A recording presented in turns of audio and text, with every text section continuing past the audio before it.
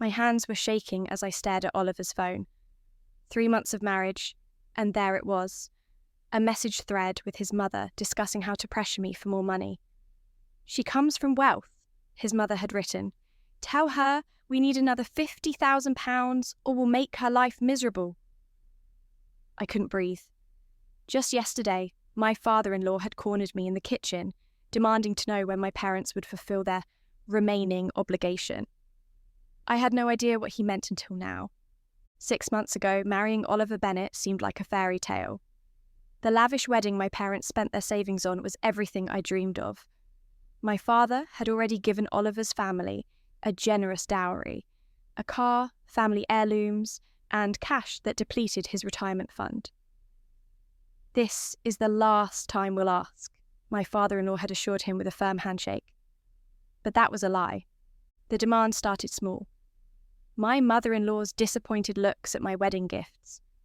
Comments about how other daughters-in-law brought more to their marriages. Then came the accidental breaking of my grandmother's Victorian locket, the only piece I kept for myself.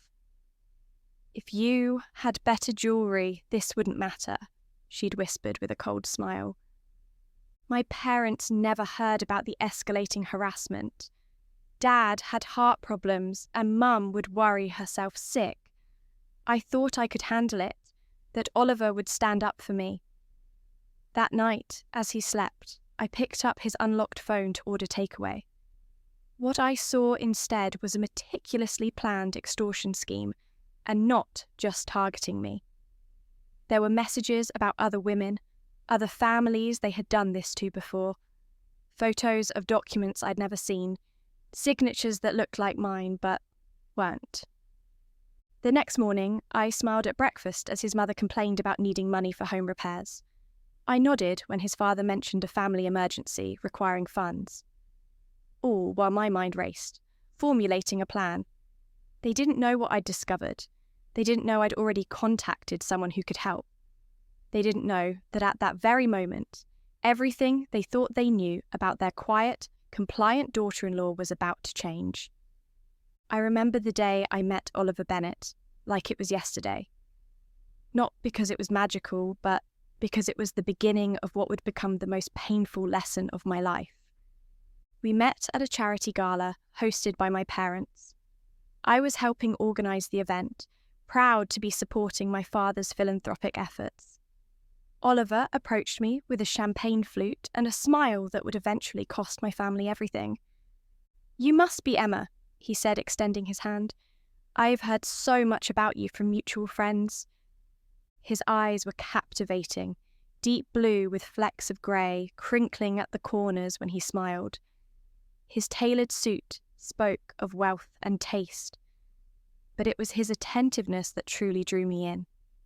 The way he listened when I spoke, as if my every word mattered. How naive I was. Over the following months, Oliver charmed not just me but my entire family. He brought flowers for my mother, discussed business ventures with my father, even remembered my little sister's birthday with a thoughtfully chosen book. Looking back, I can see how calculated each gesture was. A spider weaving its web, patient and precise. "Your family is wonderful," he'd tell me during our dates. "They remind me of my own traditional values, the importance of family bonds." When he proposed after 6 months of dating, I didn't hesitate. My parents were thrilled, especially when Oliver's family insisted on meeting them to discuss wedding plans. "It's tradition in our family," Oliver explained. "My parents are old-fashioned about these things." The first meeting with the Bennets happened at their sprawling countryside home. Mrs. Bennett, Vivian, greeted us with air kisses and a critical eye that assessed my mother's jewellery and my father's watch. Mr. Bennett, Richard, was all hearty handshakes and booming laughter, clapping my father on the back like they were old friends. "We're delighted to welcome Emma into our family," Richard announced over dinner. "Of course, there are certain traditions we uphold." That was when the word dowry first entered the conversation, though they didn't call it that. They used phrases like family contribution and starting the young couple off right. My parents exchanged glances. This wasn't part of our culture or tradition, but they wanted to respect Oliver's family customs. "We'd be happy to help the children begin their married life," my father said cautiously. Vivian's smile sharpened. "We were thinking something significant would be appropriate. After all, Oliver is our only son, and the Bennett name carries certain expectations." My father, always generous, agreed to provide a substantial wedding gift. It wasn't until later, in private meetings between the fathers, that the specifics were hammered out. I was kept in the dark, told only that everything was arranged. The wedding planning took over our lives. Vivian had opinions on everything. The venue wasn't prestigious enough, the caterer wasn't exclusive enough, my dress wasn't elegant enough. Each criticism came with a solution that inevitably cost more money. My mother tried to shield me from the stress, but I saw how the colour drained from my father's face each time he reviewed the wedding expenses. "Are you sure this is what you want, Emma?" my mother asked one night, finding me staring at spreadsheets of wedding costs. "This seems to be becoming about everything except you and Oliver." "It's just one day," I reassured her. "Once we're married, things will calm down. Oliver says his mother gets like this about important family events." The day before our wedding, I overheard my father on the phone with his financial advisor. "I need to liquidate those investments immediately," he was saying, his voice tight with stress. "Yes, all of them. I understand the penalties." When I confronted him, he brushed it off. "Nothing for you to worry about, sweetheart.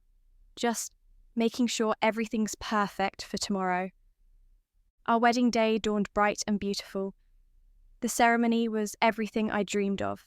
The historic church filled with flowers, Oliver looking handsome in his morning suit, my father's eyes glistening with tears as he walked me down the aisle. If his step seemed heavier than it should have been, I attributed it to emotion, not the financial burden he was carrying.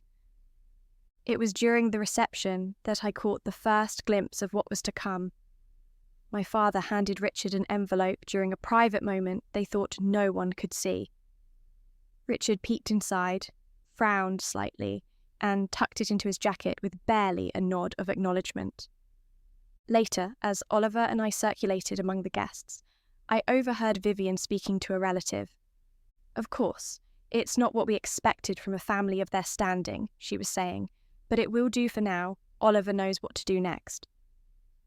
I should have questioned it. I should have pulled Oliver aside that very moment and demanded an explanation. But it was my wedding day, and I didn't want anything to tarnish it. So I pushed the unease aside and smiled for the photographs, danced with my new husband, and told myself that happily ever after was beginning. Our honeymoon in the Maldives was idyllic. 2 weeks of sunshine, crystal clear waters, and the intoxicating feeling of being Mrs. Bennett.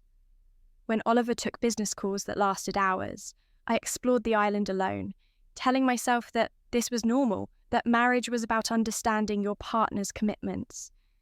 It was when we returned home to the London apartment, a wedding gift from my parents, that reality began to seep in. Vivian and Richard visited within days, ostensibly to see how we were settling in. Vivian walked through each room like a property assessor, running her finger along surfaces, peering into cupboards. "It's cosy," she said, making the word sound like an insult. "Of course, when you're ready to start a family, you'll need something more substantial. Perhaps in our neighbourhood?" Richard was more direct. While Oliver showed Vivian the view from our balcony, his father cornered me in the kitchen. "Your father and I had an understanding," he said, voice low but firm. "This apartment is just the beginning." "I don't understand," I replied, genuinely confused. "My parents gave us the apartment outright. The deed is in our names." Richard's smile didn't reach his eyes. "There were other arrangements. Oliver will explain when the time is right." That night, I asked Oliver about his father's comments. He brushed them off with a laugh and pulled me into his arms. "Dad's old school about family ties and obligations," he said, kissing my forehead. "Don't worry about it. He just wants to make sure your parents stay involved in our lives." I wanted to believe him. I needed to believe him. So I pushed down my concerns and focused on being the perfect wife. I decorated our home, planned dinner parties, supported Oliver at his work functions. I even took cooking classes to please Vivian, who had made several comments about my limited domestic skills. The first clear demand came 6 weeks after our wedding. We were having Sunday lunch at the Bennett family home, an obligation Oliver insisted upon despite my growing discomfort around his parents. "Emma, dear," Vivian said as she served dessert, "Oliver tells me your father has quite the collection of vintage watches." "Yes," I replied cautiously. "He's been collecting them for years." "How lovely," she continued. "Richard's birthday is coming up, and he's always admired Patek Philippe timepieces. Perhaps your father would consider parting with one as a special gift. Family, sharing with family." The expectation hung heavy in the air. Oliver squeezed my hand under the table, a gesture I mistook for solidarity rather than pressure. "I'll ask him," I promised, not knowing how I could possibly make such a request when my father had already given so much. When I called my father that evening to relay the conversation, there was a long silence on the line. "Dad? Are you there?" "I'm here, sweetheart," he finally said, his voice weary. "If it's important to you, I'll send the watch." "But, Dad, it's your favourite—" "It's just a thing, Emma. Your happiness matters more." A week later, my father's prized 1940s Patek Philippe was on Richard Bennett's wrist, and the older man barely acknowledged the sacrifice with more than a cursory thank you note. It was the first of many demands, each one presented as a natural expectation of family bonds. My grandmother's antique silver tea service, my mother's pearl earrings that had been in her family for generations, cash for investments that Oliver assured me would benefit our future. Each gift was received with the same entitled indifference, as if my family was simply paying a debt rather than making sacrifices. And then came the Victorian locket incident. It happened 3 months into our marriage. I'd kept just one piece of family jewellery for myself, my grandmother's Victorian locket containing tiny portraits of my great-grandparents. It wasn't particularly valuable in monetary terms, but it was priceless to me. Vivian spotted it during another Sunday lunch as it peeked out from beneath my blouse. "What a quaint little trinket," she said, reaching out to touch it. "May I see?" Before I could respond, she had already grasped the delicate chain, pulling it with enough force that the aged metal snapped. The locket fell to the floor with a small, devastating sound. "Oh dear," she said, watching as I frantically retrieved it. The fall had sprung the hinges, cracking one of the tiny portraits inside. "How unfortunate. If you had better jewellery, this wouldn't matter," she whispered, a cold smile playing at her lips as she leaned close, pretending to comfort me. I caught Oliver's eyes across the room. He had seen everything, but his expression remained neutral, detached. In that moment, something inside me began to crack along with the portrait in my locket. That night, I cried myself to sleep, while Oliver worked late in his home office. The weight of unease had grown too heavy to ignore, but I still couldn't name what was happening. Was I being oversensitive? Were these normal expectations in a marriage that I simply wasn't prepared for? I woke in the early hours to find Oliver's side of the bed empty. Padding down the hallway to check if he was still working, I found him asleep on the sofa in his office, his phone lying on the floor where it had fallen from his hand. I should have respected his privacy. I should have woken him or simply returned to bed. Instead, I picked up the phone, initially thinking only to plug it in to charge. The screen lit up at my touch. No password required. Oliver had always been careless with his phone security, claiming he had nothing to hide. The message notification caught my eye. Mother, 17 new messages. 17 messages in the middle of the night. My thumb hovered over the notification. This was wrong. This was invasive. This was necessary. I tapped the screen and my world imploded. She comes from wealth, his mother had written. Tell her we need another £50,000 or we'll make her life miserable. Dad's already started the pressure, Oliver had replied. Give it another week and she'll be begging her father for the money just to keep the peace. I scrolled up, my horror mounting with each message. They had been planning this from the beginning. The wedding, the gifts, the constant demands, all part of a systematic scheme to extract as much money as possible from my family. Remember the Sharma girl? Vivian had written. Her family gave us enough to buy the cottage in Cornwall before she finally caught on. Emma seems even more naive. We could get at least twice that. The messages went back months, predating our engagement. Screenshots of my father's bank statements. How had they obtained those? Lists of my family's assets, including items I didn't even know about. And most devastatingly, photos of documents with my signature forged at the bottom, loan applications, property transfers, power of attorney forms. My entire relationship had been a fraud. My marriage was nothing but a long con. And Oliver, the man I had promised to love for a lifetime, was at the centre of it all. I must have made a sound, because Oliver stirred on the couch. I quickly locked the phone and placed it back where I'd found it, retreating to our bedroom on legs that threatened to give way beneath me. Lying in the dark, my mind raced through every interaction, every demand, every coincidence since I'd met Oliver Bennett.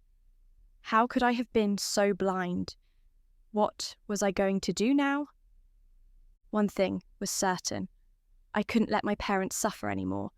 My father's heart condition had worsened over the past months, stress exacerbating his symptoms. I couldn't burden him with the truth, not yet, not until I had a plan. Morning came after a sleepless night. I showered and dressed, applying makeup carefully to hide the evidence of tears. When Oliver kissed me goodbye before leaving for work, it took every ounce of self-control not to recoil from his touch. Dinner with my parents tonight, he reminded me. Mum's making her famous roast. I nodded, forcing a smile. I am looking forward to it. The moment the door closed behind him, I began to search our apartment, looking for any additional evidence of the Bennett scheme. I needed proof, something concrete I could take to the authorities if necessary. Hidden in Oliver's desk drawer, I found a small notebook. Inside were names and amounts, a ledger of their victims. The Sharmas, the Patels, the Chens, the Adebayos, family after family, all with daughters who had married into the Bennett family through distant cousins or orchestrated introductions, all families who had lost substantial assets. And on the final page, a calculation of my family's estimated worth and what they had extracted so far. Next to the total was a percentage, 42%. They weren't even halfway done with us. I stared at the notebook in my trembling hands, bile rising in my throat. This wasn't just opportunistic greed or a family taking advantage of my parents' generosity. This was a calculated, multi-generational operation that had been perfected over decades. The Bennetts were professionals at this particular brand of evil, and I was just their latest victim in a long line of women they had systematically exploited.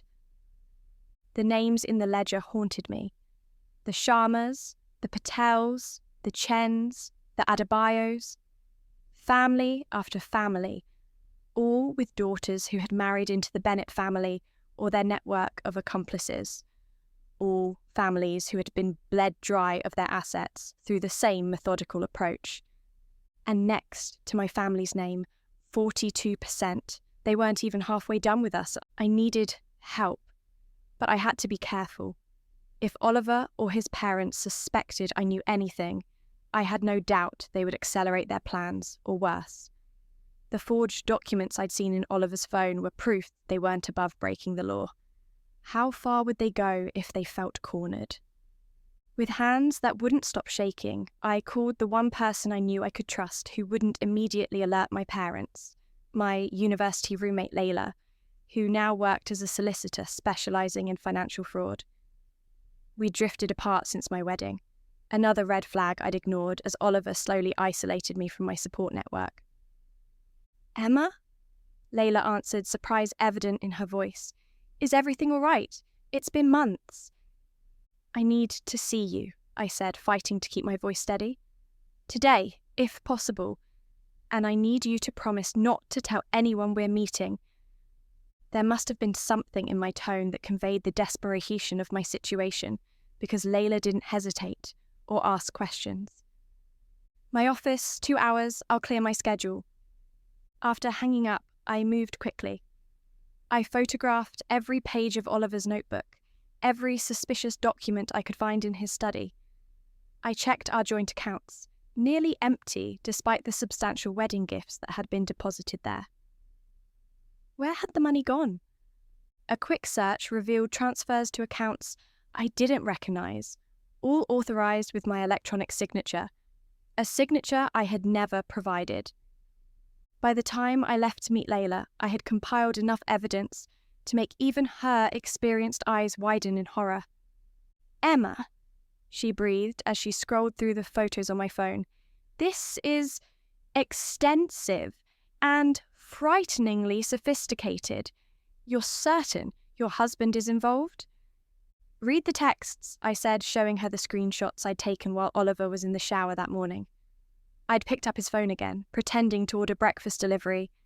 "He's not just involved, he's central to it." Layla's office grew silent as she read, her professional composure slipping as she grasped the magnitude of the deception. "This isn't just fraud," she finally said, her voice barely above a whisper. "This is organised crime. They've done this to multiple families over what appears to be generations. And these documents, with your forged signature. Emma, they could drain every account your family has if these were processed."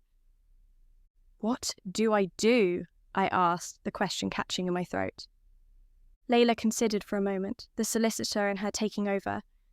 "We need more evidence, concrete proof that can't be explained away as family gifts or unfortunate misunderstandings. We need recordings, witnesses, and undeniable paper trail. And in the meantime..." I couldn't imagine going home, pretending everything was normal, sleeping beside the man who had orchestrated this betrayal. "In the meantime," Layla said, squeezing my hand, "you act. Give the performance of your life. Make them believe you suspect nothing, while we build a case that will bring them down once and for all." And so began the most harrowing weeks of my existence. Each morning, I kissed Oliver goodbye as if I still loved him. Each night, I lay beside him in bed, skin crawling at his touch, pretending that nothing had changed. Each Sunday, I endured lunch with his parents, smiling demurely as they made veiled comments about my family's wealth and their own fabricated needs. "Richard's business partner is having a rough time," Vivian mentioned casually over dessert one evening, stirring her coffee with practiced precision. "We're thinking of helping him out. Family businesses support each other, don't they, Emma?" I nodded, playing along.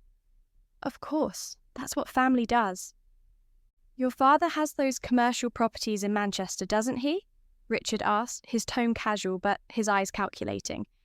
"Perhaps he might consider investing in our friend's venture. A generous return guaranteed, of course." "I could ask him," I replied, hating myself for even pretending to consider their schemes. "He's been very generous already." "Not as generous as some families," Vivian muttered just loud enough for me to hear, her lips curling into what might have appeared to be a smile, but didn't reach her eyes. Meanwhile, Layla and I worked tirelessly behind the scenes. We contacted a private investigator who specialised in financial crimes. We set up recording devices in strategic locations throughout my apartment, documenting every conversation where money was mentioned. I wore a concealed microphone to Sunday lunches at the Bennett home, capturing their subtle threats and demands. The evidence mounted day by day. We discovered offshore accounts tied to the Bennetts, properties purchased with money extracted from previous victims, even a shell company that existed solely to launder the proceeds of their schemes. Oliver's father, it turned out, had no legitimate business. Their entire family wealth had been built on decades of systematic fraud targeting families with daughters they deemed suitable marks. 3 weeks into our investigation, the final piece fell into place. The private investigator uncovered connections between Oliver and 2 of the previous victims, women who had divorced Bennett relatives after short marriages, only to find themselves financially ruined. Both women agreed to provide statements about similar patterns of extortion and fraud. "We have enough," Layla confirmed one afternoon, reviewing our evidence file. "More than enough. The police will have to take this seriously." "Then, why do I feel so hesitant?" I asked, staring out her office window at the London skyline. "We have everything we need to end this." Layla's gaze was understanding but firm. "Because you loved him. Because despite everything, walking away from a marriage, even one built on lies, feels like failure. Because admitting you were deceived so completely hurts your pride." She was right, of course. Part of me still couldn't reconcile the charming man who had swept me off my feet with the calculating predator revealed in those text messages. I kept searching for explanations, excuses, any narrative that would allow me to believe that the Oliver I fell in love with existed somewhere beneath the deception. That evening, I returned home to find Oliver waiting with champagne and takeaway from my favourite restaurant. For a moment, just a moment, my resolve wavered at the sight of his smile. "What's the occasion?" I asked, hanging up my coat, my voice impressively normal despite the turmoil inside me. "Do I need an occasion to spoil my beautiful wife?" He pulled me close, kissing me with a tenderness that felt so genuine it made my heart ache with the knowledge of its falsity. "I was thinking we could have a weekend away, just the 2 of us. That cottage in the Cotswolds you mentioned loving."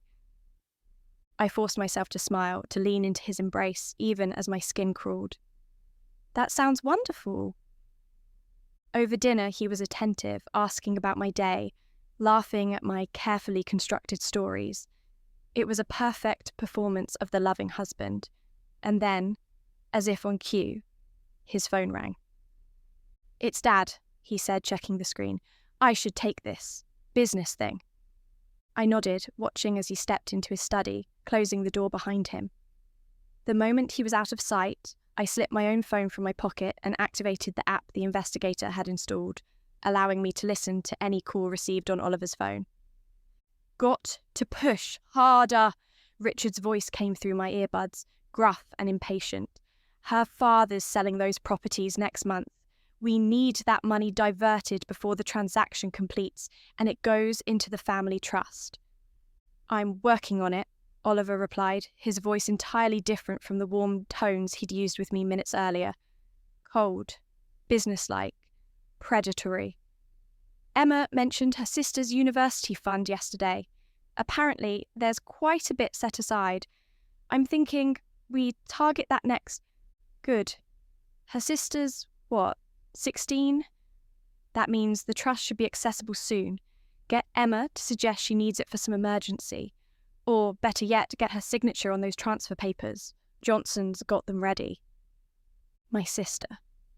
My 16-year-old sister, whose future my parents had carefully saved for since her birth.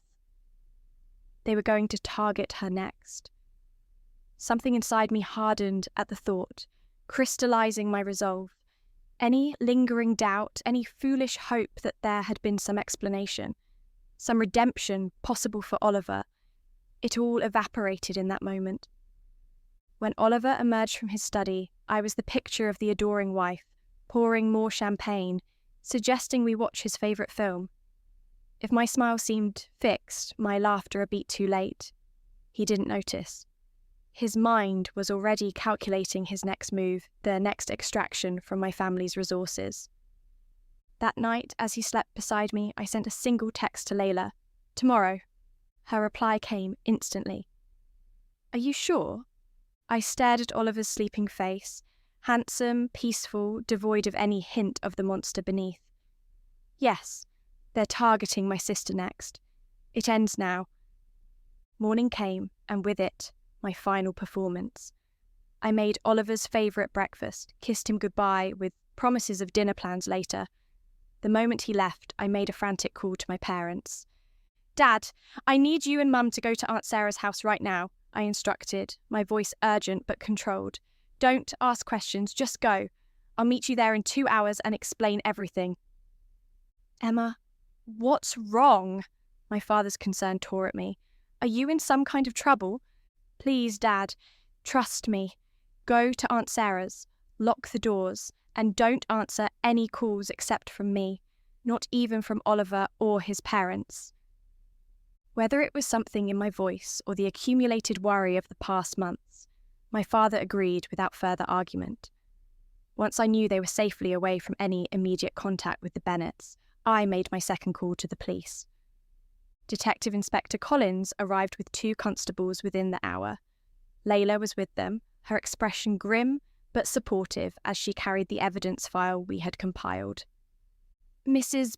Bennet," D.I. Collins said, her handshake firm, "your solicitor has briefed me on the allegations. I understand this is difficult, but we'll need to go through everything again in detail." For the next 3 hours, I relived every moment of deception, every demand, every fraudulent document. The detective's face remained professional, but her eyes hardened as the magnitude of the Bennets' operation became clear. "This goes beyond domestic fraud," she noted, reviewing the evidence of multiple victims. "This is organised criminal activity across multiple jurisdictions. We'll need to coordinate with other forces." "What happens now?" I asked, a strange calm settling over me. "We'll bring your husband and his parents in for questioning," she replied. "Given the evidence of financial crimes, we can freeze their accounts pending investigation." "But, Mrs. Bennet, Emma, you should be prepared. Cases like this can take time and they rarely go to trial without a fight." I nodded, feeling oddly serene despite everything. "I understand, and I'm ready." "There's one more thing," Layla interjected. "Emma's safety, once they realise she's the one who's exposed them." D.I. Collins' expression grew serious. "We can arrange protection if necessary. In the meantime, do you have somewhere safe to stay?" "My aunt's house," I confirmed. "My parents are already there." "Good. We'll send officers to secure the location." "And Mrs. Bennet?" The detective held my gaze. "You've shown remarkable courage. Many people in your situation never find the strength to come forward." After the police left to prepare for the arrests, I packed a single suitcase with essentials. As I moved through the apartment that had never truly felt like home, I was struck by how little I wanted to take with me. Most of it felt tainted somehow, connected to a life built on lies. My grandmother's broken locket caught my eye as I passed my jewellery box. I picked it up, running my thumb over the damaged portrait inside. Unlike everything else in this marriage, the pain of this broken treasure was real. I tucked it into my pocket, a reminder of what had been lost and what I was fighting to protect. The doorbell rang as I was making a final sweep of the bedroom. Through the peephole, I saw Vivian Bennet, her perfectly coiffed hair and designer outfit at odds with the tension in her face. For a moment, I considered not answering, but some part of me needed this confrontation, needed to look into the eyes of the woman who had orchestrated so much pain. "Vivian," I said, opening the door just enough to speak. "This is a surprise." "May I come in?" she asked, her usual imperious tone slightly strained. "There's something important we need to discuss." I stepped back, allowing her entry while keeping a careful distance between us. Oliver's not home. I know, she replied, surveying the apartment with the same critical eye as always. That's why I'm here, to speak with you directly. She settled herself on the sofa, arranging her expression into one of maternal concern that made my stomach turn. Emma, dear, I've noticed you seem distant lately. Is everything all right between you and Oliver? The audacity of her performance would have been impressive if it wasn't so repulsive. I maintained my own facade, perching on the edge of the armchair across from her. Everything's fine, I lied smoothly. Just busy with work. Vivian nodded, her eyes never leaving my face. Work is important, of course, but family should always come first. Speaking of family, Richard and I were hoping to speak with your father again, about that investment opportunity we mentioned. The one for your business partner, I clarified, watching her closely. Exactly. Time is rather of the essence. Perhaps you could arrange a meeting? Tomorrow, ideally.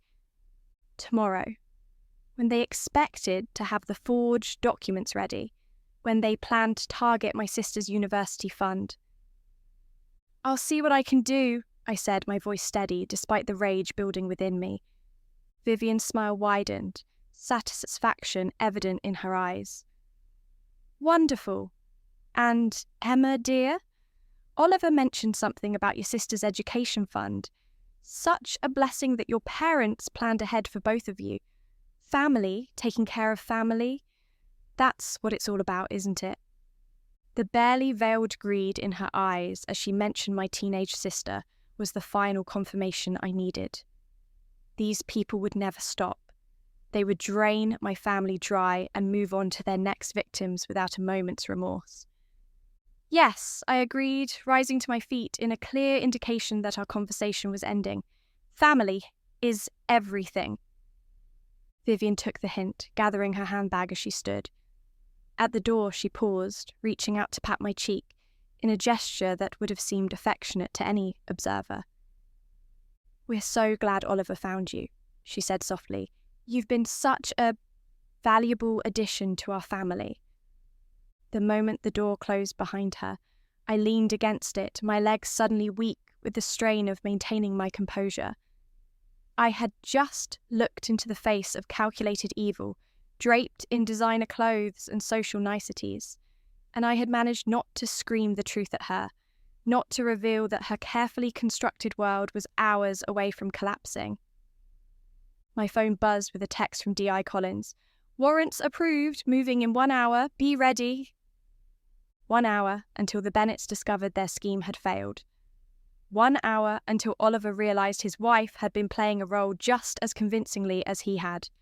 1 hour until I could finally stop pretending. I finished packing, casting one last glance around the apartment. On the mantelpiece stood our wedding photo, Oliver and I beaming at the camera, surrounded by both families. My father already looking more tired than he should have, his arm protectively around my mother. The Bennets, smiling their predatory smiles, already calculating their next move even as the photographer captured the moment. I placed the photo face down and walked out, closing the door on the life I had thought I was building. In my pocket, my grandmother's broken locket pressed against my hip, a small, hard reminder of everything that had been shattered and everything I was fighting to protect. The drive to my aunt's house was silent, my mind racing with what would come next. How would I tell my parents that their generosity had been exploited? How would we recover the assets already taken? Would there be a trial, a public airing of how thoroughly we had been deceived? My aunt's house came into view, a modest cottage on the outskirts of London, where I had spent happy summers as a child. 2 police cars were parked discreetly down the street, officers visible inside, keeping watch as promised. As I pulled into the driveway, the front door opened. My mother rushed out, her face tight with worry. I fell into her embrace, suddenly overwhelmed by the tsunami of emotions I had been holding back. Emma, darling, what's happening? She asked, leading me inside where my father and aunt waited. Why all this secrecy? Where's Oliver? I took a deep breath, looking at these people who loved me unconditionally, who had sacrificed so much based on that love. They deserved the truth, however painful. "Sit down," I said gently. "I have something difficult to tell you." Over the next hour, I explained everything: the systematic fraud, the forged documents, the targeting of multiple families over years. I showed them the evidence Layla and I had gathered, explained the involvement of the police. With each revelation, my father's face grew paler, my mother's grip on his hand tighter.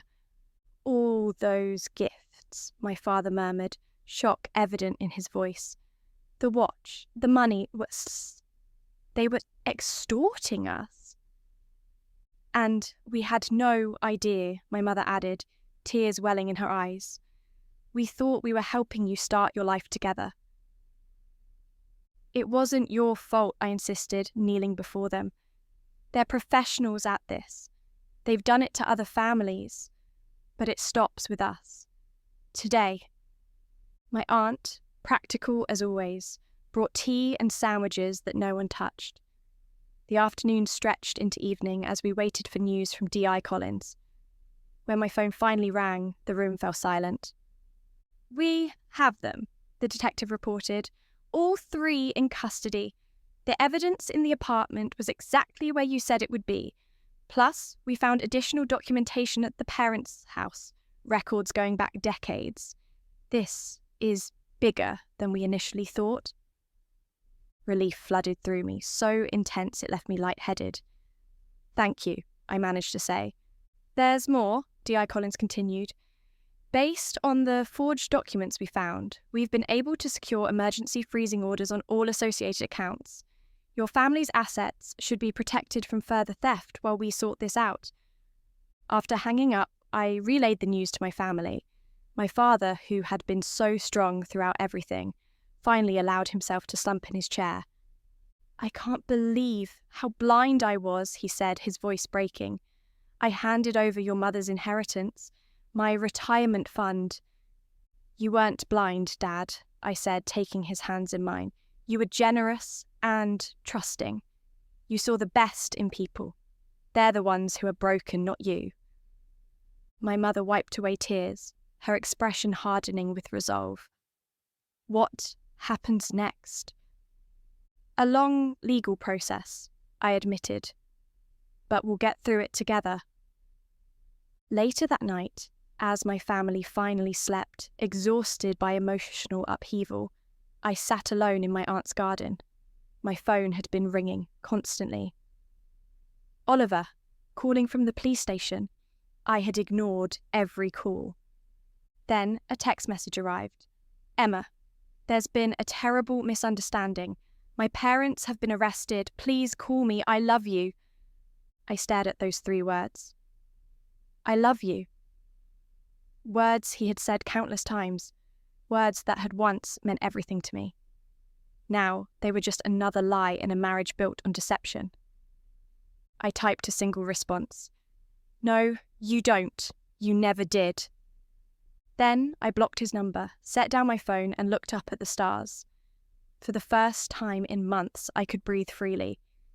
The nightmare wasn't over. There would be statements to give, evidence to present, a divorce to finalise, and likely a trial to endure. But the hardest part was behind me. I had discovered the truth.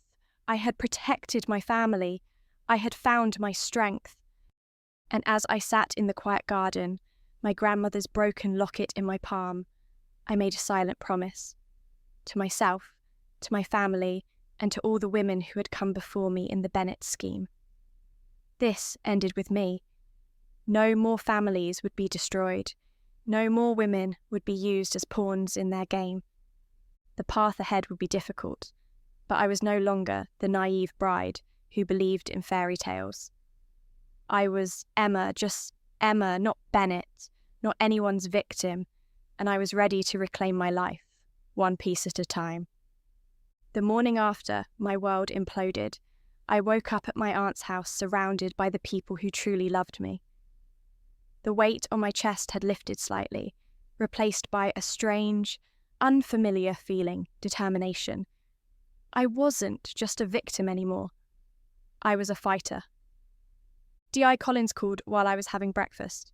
"Mrs. Bennet, we've had some developments overnight that you should know about." I stepped into my aunt's garden, away from my parents' concerned gazes. "What kind of developments?" "After we arrested your husband and in-laws, we executed search warrants on their properties. What we found..." She paused, and I could hear papers rustling. "It's bigger than we anticipated. Much bigger." My throat tightened. "What did you find?" "Records dating back over 30 years. The Bennets have been running what amounts to a family business of marriage fraud targeting wealthy families. The operation spans 3 generations. Your father-in-law inherited it from his father, and Oliver was being groomed to continue the tradition." I sank onto a garden bench, my legs suddenly unable to support me. "How many families?" "At least 14 that we can identify from their records. But there could be more. And Emma, some of these women didn't just lose money. Some disappeared altogether." A chill ran through me despite the morning sun. "Disappeared?" "We're reopening 2 cold cases based on what we found. I don't want to alarm you unnecessarily, but you should know you may have escaped something far worse than financial fraud." The conversation left me shaken, but also reinforced my resolve. This wasn't just about me or my family anymore. It was about all the women who came before me, those who had lost their money, their dignity, and possibly even more. When Layla arrived an hour later, I was ready to fight. "I want to help with the prosecution," I told her, my voice steadier than I felt. "Whatever it takes. These people can't be allowed to continue." Layla's expression was both proud and concerned. "It won't be easy, Emma. The Bennets have connections, resources. They'll fight dirty." "So will I replied, surprising myself with the steel in my voice. "They underestimated me once. They won't make that mistake again." The next few weeks were a whirlwind of police interviews, meetings with prosecutors, and statements to be signed. Each new revelation about the Bennets' operation left me more stunned than the last. Oliver's notebook had only been the tip of the iceberg. The family kept meticulous records of their schemes, amounts extracted, techniques that worked, potential targets for the future. They had a network of accomplices, solicitors who processed fraudulent documents, bankers who facilitated transfers to offshore accounts, even a private investigator who researched potential victim families. Most disturbing were the damage control files, detailed plans for what to do if a victim became suspicious or uncooperative. These range from psychological manipulation tactics to explicit instructions for framing women for crimes they didn't commit if they threatened to expose the scheme. They were prepared to destroy lives completely, D.I. Collins explained, as she showed me redacted versions of these files. Your discovery came just in time. According to their timeline, they were weeks away from implementing Phase 2 with your family. Phase 2? I asked. Financial isolation. Cutting you off from your parents, creating rifts that couldn't be repaired easily, making you dependent on them while continuing to drain your family's resources. The more I learned, the more I realized how fortunate I had been to discover the truth when I did, and how many others hadn't been so lucky. One by one, other victims began to come forward as news of the arrests spread through carefully worded police appeals. Women who had married into the Bennet family network over the decades, who had suffered in silence out of shame or fear. Priya Sharma was the first to contact me directly. She had divorced a cousin of Oliver's 5 years earlier after discovering a similar scheme. They took everything from my family, she told me over coffee in a quiet corner of a London cafe. My father's retirement savings, my mother's jewellery, even my sister's university fund. When I confronted them, they threatened my younger brother. Her hands trembled as she pushed an envelope across the table. These are copies of everything I kept. Bank statements, forged documents, even recordings of conversations. I was too afraid to use them then, but now. Now we can make sure they never do this to anyone else, I finished for her. More women joined our informal support group as the weeks passed. Anita Chen, whose parents had remortgaged their home to meet the escalating demands of another Bennett cousin. Yasmin Patel, who had been manipulated into transferring her inheritance into accounts she couldn't access. Neka Adebayo, whose father had suffered a fatal heart attack after discovering how thoroughly his daughter's in-laws had defrauded him. Together, we built a case so compelling that the Crown Prosecution Service assigned one of their top prosecutors. The charges expanded beyond fraud to include coercion, conspiracy, and, in 2 cases, accessory to manslaughter, where victims had taken their own lives after losing everything. 3 months after that fateful night when I discovered Oliver's phone, I found myself facing him across a courtroom for the preliminary hearing. He sat between his parents, all 3 dressed in conservative clothes that screamed respectability. The perfect family image they had cultivated so carefully was still on display, even now. When Oliver's eyes met mine, I expected to see hatred or contempt. Instead, I saw something that sent a chill through me, calculation.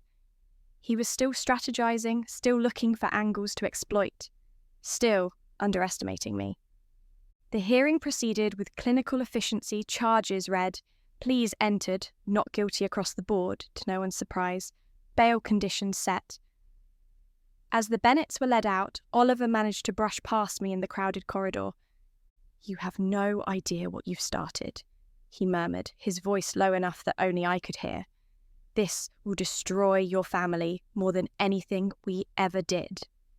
I didn't respond, didn't give him the satisfaction of seeing me rattled. But his threat stayed with me, a dark cloud over the small victory of the day. That evening, as I sorted through another box of financial records with Layla, I finally voiced my fear. What if he's right? What if going through with this trial destroys what's left of my family? Layla set down the document she was reviewing. "What do you mean?" "My father's health is already fragile. The stress of a public trial, having our family's private matters exposed, it could kill him. And my mother, she's being so strong, but I see how this is wearing on her." "Emma," Layla said gently, "have you asked them how they feel about this?" I hadn't, I realised.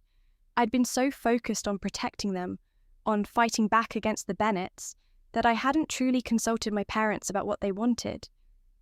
When I raised the question with them later that night, my father's response surprised me. "Do you think we want these people to get away with what they've done?" he asked, his voice stronger than I'd heard it in months. "Do you think we could live with ourselves knowing they're free to target other families, other daughters?" My mother nodded her agreement. "We're not fragile, Emma. We're angry, and we want justice, not just for us, but for everyone they've hurt."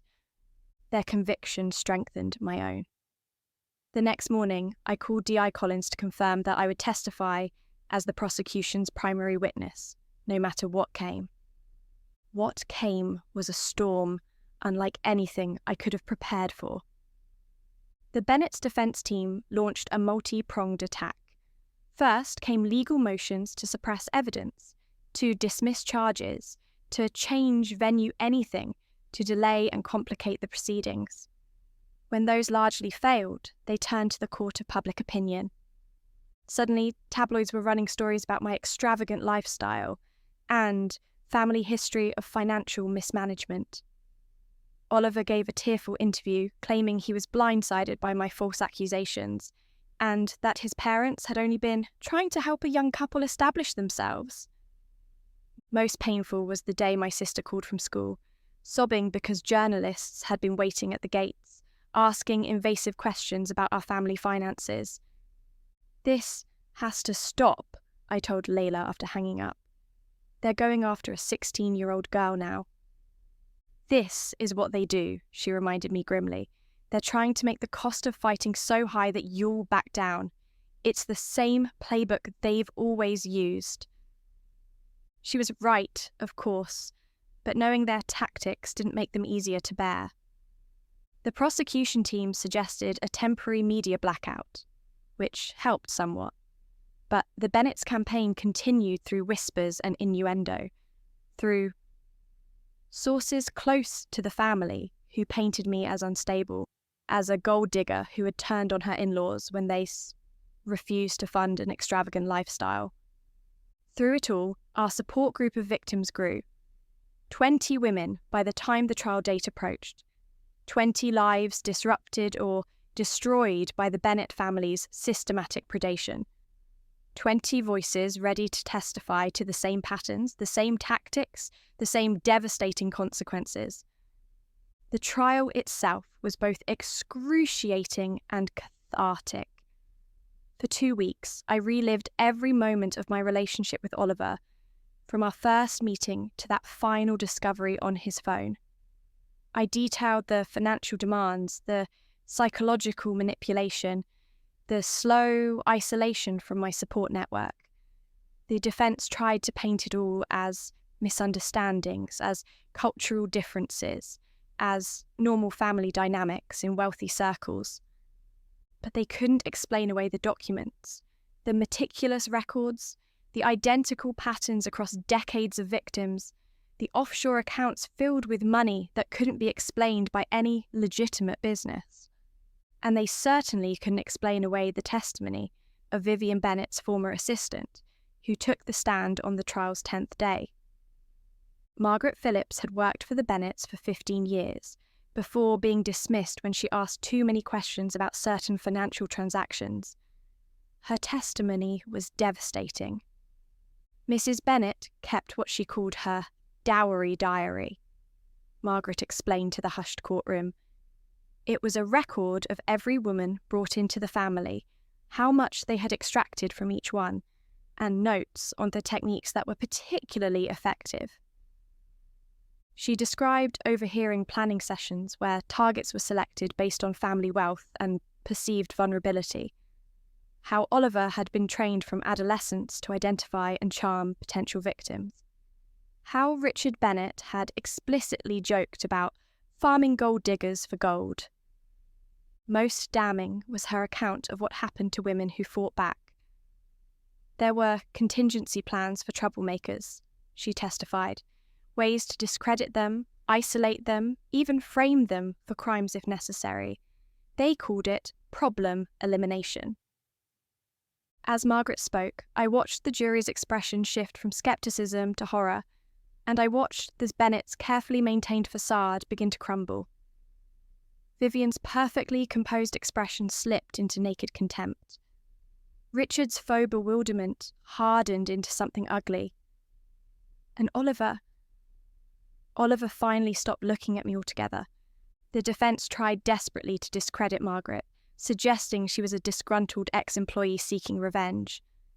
But her testimony was too specific, too consistent with the documentary evidence, too aligned with the experiences of 20 different women across 3 decades. On the final day of the trial, I sat in the courtroom as the jury filed in after just 4 hours of deliberation, an incredibly short time for such a complex case. The foreman's voice was clear and unwavering as the verdicts were read, guilty on all counts for all 3 defendants. Richard and Vivian Bennett were sentenced to 15 years each for fraud, conspiracy, and coercion. Oliver received 12 years, his slightly lighter sentence reflecting his role as, in the judge's words, both perpetrator and inheritor of a corrupt family legacy. But the criminal trial was just the beginning. Civil proceedings followed, with asset recovery efforts that would ultimately return millions of pounds to victims.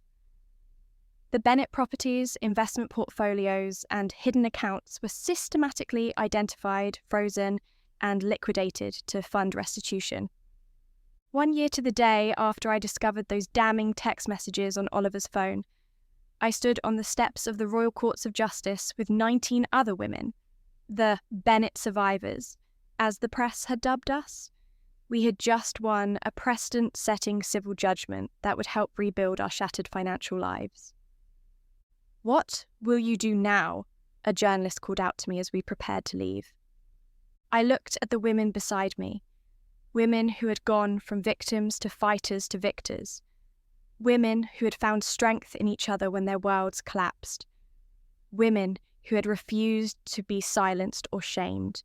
"Now," I said, "we make sure this never happens to anyone else." In the years that followed, we established the Phoenix Foundation, a support network for victims of marriage fraud and financial abuse. We lobbied for legislative changes to close loopholes that predators like the Bennetts had exploited. We created education programs to help young women recognize the warning signs we had all missed. My parents rebuilt their retirement savings with the restitution funds. My sister attended university without the shadow of financial insecurity. My own divorce from Oliver was granted while he sat in a prison cell, unable to manipulate or threaten me further. As for me, I had learned lessons no one should have to learn, about deception, about predators who wear the masks of loving partners, about the courage it takes to fight back when everything is stacked against you. I had also learned something about myself. The quiet, compliant woman the Bennetts had targeted was gone. In her place stood someone stronger, someone wiser, someone determined to transform her pain into purpose. 5 years after that fateful night, I stood at a podium, addressing an international conference on financial crimes targeting women. My grandmother's locket hung around my neck, repaired, restored, a symbol of what had been broken and made whole again. The most dangerous predators, I told the audience, aren't strangers hiding in dark alleys. They're the ones who charm their way into your heart before emptying your bank account.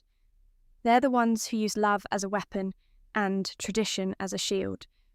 They're the ones who count on your silence, your shame, your reluctance to fight back. I touched the locket at my throat, thinking of all the women who had come before me, those who had survived and those who hadn't, those who had fought back and those who had been forced to walk away, those whose stories were now being heard and those whose voices had been permanently silenced. But here's what predators like the Bennetts never understand, I continued. Sometimes the woman they underestimated becomes the very person who brings them down. Sometimes the quiet voice they tried to silence becomes the one that speaks for thousands. Sometimes the victim they thought they had chosen becomes the survivor they never saw coming. The applause that followed wasn't just for me. It was for Priya and Anita and Yasmin and Neka and all of the others who had found the courage to stand up, speak out, and reclaim their power. It was for every woman who had ever been manipulated, exploited, or abused by someone who claimed to love her. And as I looked out at the sea of faces, some bearing the unmistakable marks of similar battles fought and won, I knew that the Bennetts had ultimately given me something they never intended: purpose, strength, and a platform from which to ensure that what happened to me would never happen again. They had tried to take everything from me. Instead, they had inadvertently helped me discover just how much I was capable of. In attempting to destroy me, they had set me free. My name is Emma, not Emma Bennett, just Emma. And this is not a story about how I was victimized. This is a story about how I fought back.